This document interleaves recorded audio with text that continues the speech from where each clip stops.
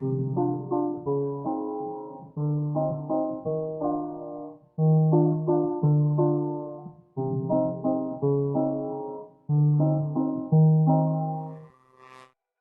the early 2000s, a group of researchers from a prestigious university conducted an experiment to study the effects of prolonged isolation on the human mind.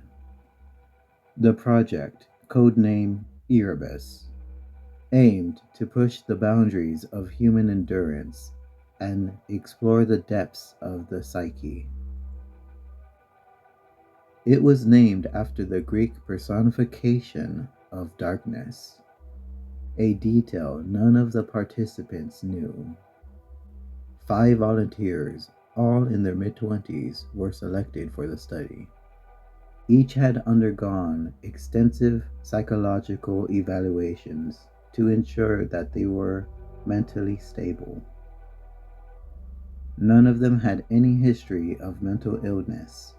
They were perfect candidates, or so the researchers thought. The participants were sealed individually in identical soundproof chambers deep beneath the campus. Each room was equipped with the bare essentials: a bed, a toilet, a small table, and a single chair. The only source of light was a flickering fluorescent bulb overhead. The rules were simple. They had to stay isolated for 6 months. No contact with the outside world, no communication with each other. They were required to document their thoughts daily in journals provided by the researchers. What the participants didn't know was that their chambers were equipped with hidden microphones and cameras. The researchers could observe them at all times, every movement, every whisper, every flicker of emotion. Week 1, the mundane. The first week was uneventful. The journals described boredom, longing, and mild discomfort. The researchers noted nothing out of the ordinary, apart from the occasional pacing or restless sigh. Week 3, the cracks begin. By the third week, the entries took a darker turn. The participants wrote about feeling watched. Sarah, one of the participants, described the sensation as a pressure in the room, as if the walls themselves were breathing. Another participant, Mark, wrote about hearing faint tapping coming from inside the walls. The researchers dismissed these as typical symptoms of sensory deprivation until Sarah began screaming in the middle of the night.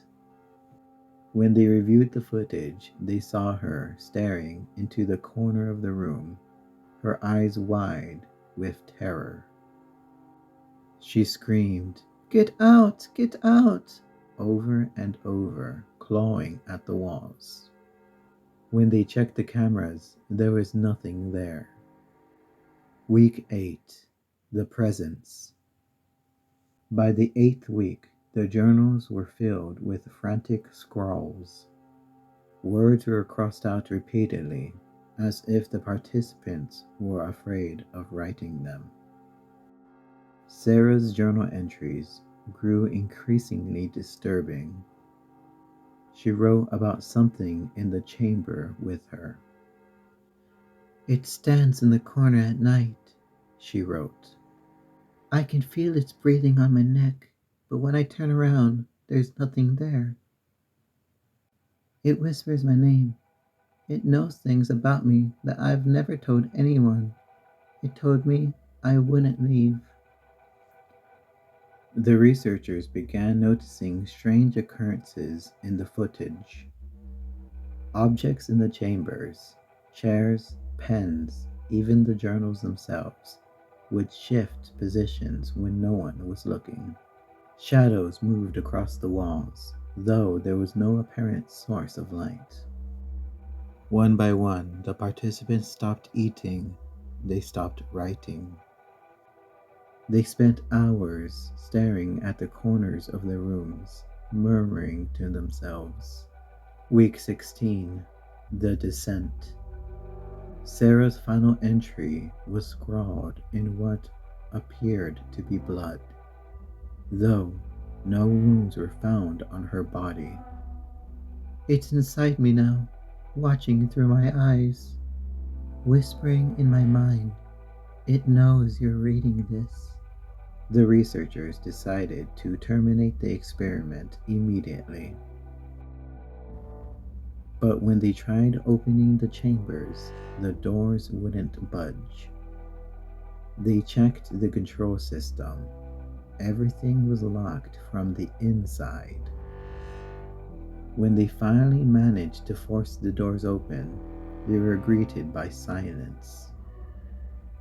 The chambers were empty, no participants, no traces of them, save for their journals. The whispers. But then the whispers started. They came first from the chambers, faint and indistinct, growing louder each night. At first, the researchers thought it was a malfunction in the audio equipment. But when they turned everything off, the whispers persisted. Late one night, the janitor fled the facility screaming. He claimed he saw Sarah standing in one of the empty chambers, her eyes black as voids, her mouth twisted in a grin. The researchers began hearing the whispers outside the lab, at home, in their cars, in their dreams. The phrase was always the same.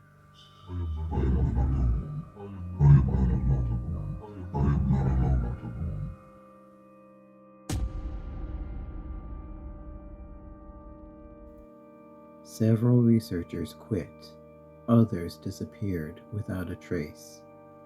The university officially shut down the facility, burying all evidence of the experiment. The aftermath. Years later, urban explorers broke into the abandoned lab. They found the chambers intact. The journals were still there, scattered across the floors.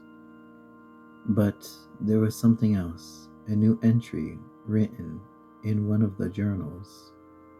It was in Sarah's handwriting. You shouldn't have come here. Now it knows you too. The explorers fled, leaving everything behind, but they couldn't escape the whispers. And now, as you read this, the whispers are coming for you. Can you hear them?